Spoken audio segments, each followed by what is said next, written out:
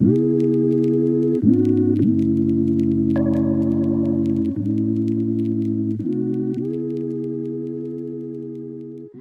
guys, it's Chris. Welcome back to my channel. Thank you so much for joining me. If you haven't already, go ahead and click the subscribe button so you never miss a video of mine again.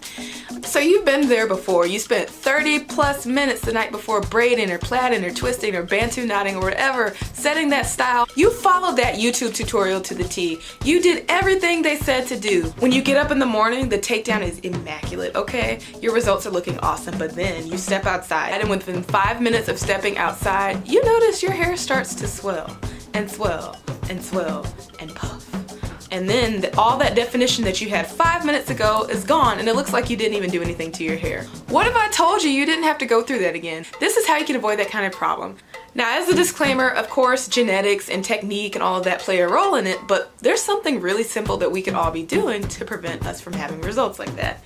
Check your ingredients. One ingredient in particular that is the culprit of a lot of this is called glycerin. Glycerin is a humectant, meaning that it draws the moisture from the atmosphere and pulls it in to your hair.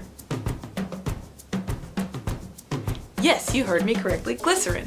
Now don't get me wrong, products with glycerin are not bad at all. I even use products with glycerin, but I use them for certain things. For instance, I love Fresh Curl by Camille Rose Naturals for a wash and go. Why? While this gives me great natural curl definition when I'm doing a wash and go, when I use this for a braid out, I know these results are not going to last, and it is because there is glycerin in this product.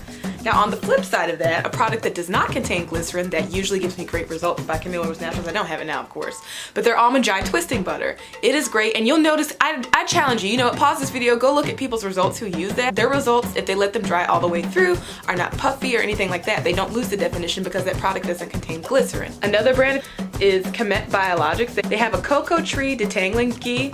This stuff is amazing, and it smells like chocolate. It smells so good. I posted a picture on my Instagram the other day of my hair results, and this does not contain glycerin at all. So if you want to use a water-based moisturizer beneath your sealant or something like this, that's okay, but make sure that whatever else you're using, whether it's a gel or a butter, does not contain glycerin, because I'm telling you, you can kiss them to find results.